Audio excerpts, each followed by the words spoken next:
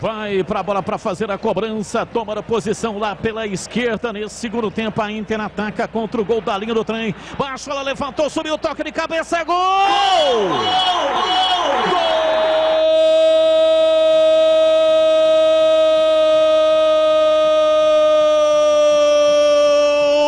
Da Inter!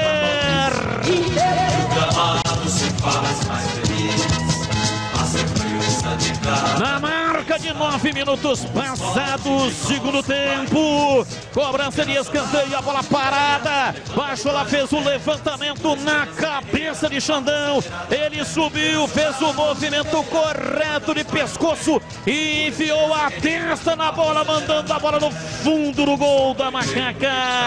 Igor Vinhas ficou estático embaixo dos paus. Xandão foi lá em cima para golpear de cabeça.